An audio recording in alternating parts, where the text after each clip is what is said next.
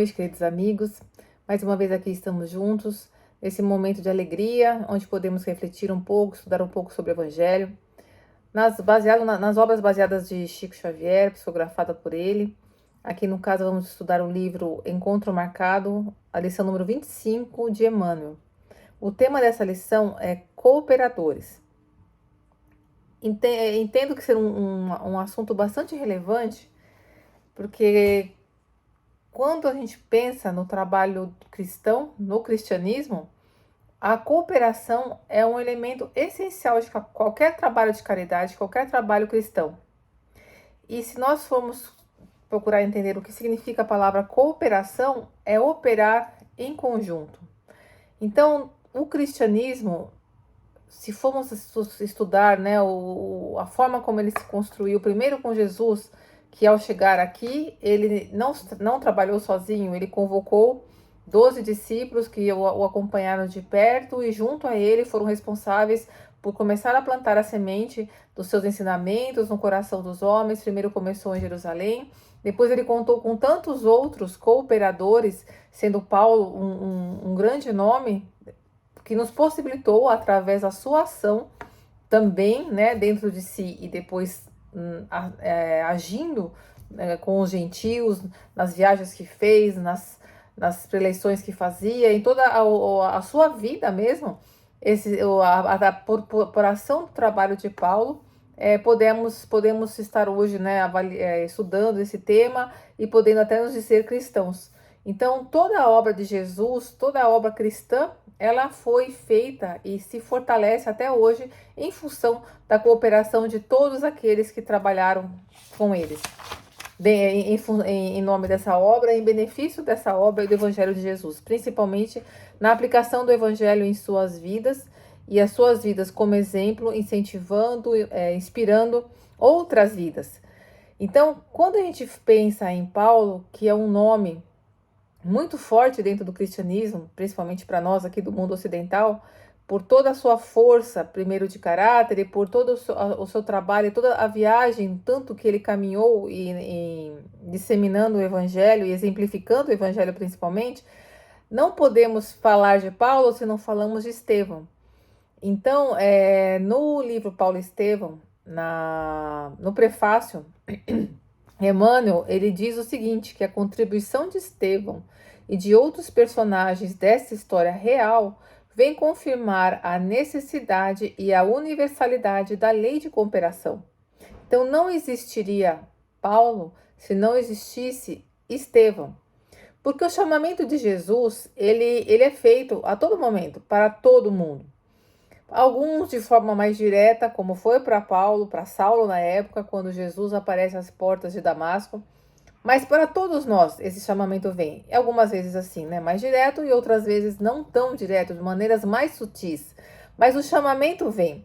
E esse chamamento, quando ele vem, cabe a nós, claro, tomarmos a frente e nos lançarmos a ele. Mas ele vem pela intuição e pela ação de outros tantos trabalhadores dessa seara de Jesus. Então, nada dentro da tarefa cristã, ela acontece se não há a colaboração de outros.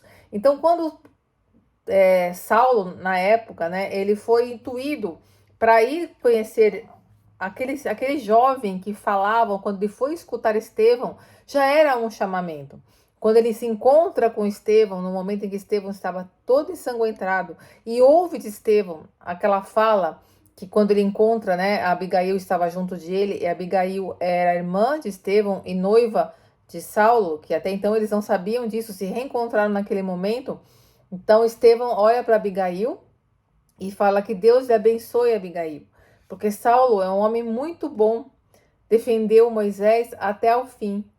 O que ele fará quando conhecer Jesus? Então, nesse momento, é mais uma contribuição de uma outra vida influenciando a vida de Saulo. E quando Saulo sai às portas de Damasco, ao cair cego onde ele estava, e ao avistar Jesus, que ele apenas diz, né, o Senhor, o que queres que eu faça? Que Jesus primeiro fala, levanta-te. Então, isso indica também na cooperação do trabalho com Jesus, ele pede de nós uma ação. Se nós esperamos sentados, se esperarmos sentados esse chamado de Jesus, ele não vem, porque Jesus pede que nós nos caminhemos até ele. Então ele fala para Saulo: levanta-te e entra na cidade. Esse entrar na cidade também significa que ele pede para Paulo para que ele entre no mundo, e no mundo ele vai trabalhar, ele vai encontrar os caminhos que Jesus vai estar trazendo através de outros colaboradores a tarefa que ele lhe competia. Então, ao chegar na cidade, ele vai se hospedar e Jesus aparece para Ananias, que já era um outro colaborador e cooperador da tarefa de Jesus aqui na terra. E quando Jesus aparece para Ananias: eis-me aqui, Senhor. Essa é a resposta de Ananias. Então já era um espírito preparado que, ao chamado de Jesus, já se coloca à disposição. E Jesus, o que diz a ele? Para que ele vá até a cidade encontrar aquele que estaria o perseguindo. Então era para você ajudar aquele que veio aqui para persegui-lo e para matá-lo. Então, essa cadeia, essa teia de relacionamentos, esse entrelaçamento de vidas que constitui a vida desses grandes nomes de Paulo, que teve a influência de Estevão, que teve a ação de Ananias, que teve a ação de Barnabé, que teve Pedro, todo esse entrelaçamento baseado na caridade é a grande força do cristianismo. Porque a igreja de Jesus, a igreja de Cristo, o evangelho de Jesus, a sua aplicação é um corpo só, onde Jesus é o mestre, é a cabeça. Então todos temos que estar caminhando juntos, temos que estar entrelaçados. E esse entrelaçamento, essa união que fortalece a ponto de até hoje ser tão forte essas mensagens dessas vidas, desses nomes, é porque esse entrelaçamento é feito na base da caridade. Porque de onde que vem essa força do cristianismo para estar aqui vivo até hoje? É que os seus grandes colaboradores, eles souberam fazer entrelaçamentos de amor. E eles souberam entrelaçar-se baseados na amizade. Porque quem amontoa amigos, ele amontoa amor. E ao você ter acúmulo de amor, você também tem poder. E aí está o poder do cristianismo. Ele foi baseado nesse acúmulo de vida, nessas junções de vidas que se ligaram por amor, que se ligaram por um bem maior, que uma influenciando a outra, uma impactando na outra, foi sendo a inspiração para que Paulo chegasse, depois de muita luta, desde o momento em que ele viu Jesus, até quando ele se estabelece em Antioquia, e ele faz a primeira vez que ele consegue falar sobre o cristianismo, onde ele consegue novamente exercer a sua capacidade de oração, que ele sempre teve.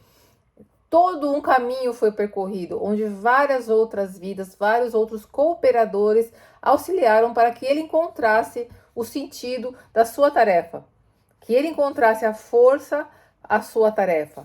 Então foi nessa união de influências, vamos dizer assim, nessa união de cooperadores que a tarefa se fortaleceu e a tarefa se concretizou. Porque Jesus, né, isso está no prefácio do livro Paulo e Estevão, que Emmanuel colocou, ele mesmo escreveu, ele diz assim, que Jesus, cuja misericórdia e poder abrangiam tudo, procurou a companhia de 12 auxiliares a fim de empreender a renovação do mundo. Aliás, sem cooperação, não poderia existir amor, e o amor é a força de Deus que equilibra o universo.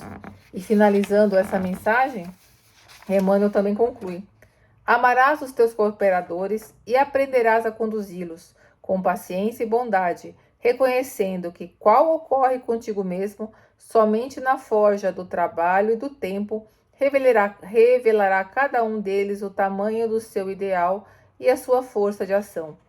Então foi isso que Jesus fez com todos aqueles grandes nomes que até hoje nos servem de exemplo e inspiração.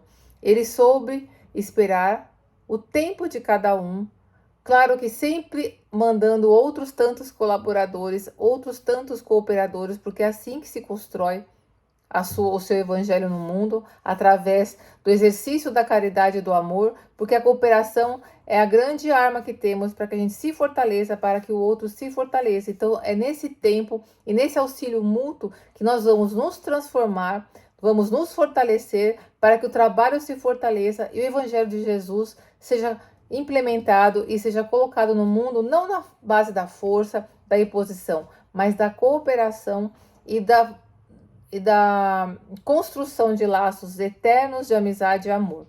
E que Deus continue nos fortalecendo nesse entrelaçamento de corações em torno do Evangelho de Jesus e do amor de Deus e da sua caridade. Que Deus nos ampare.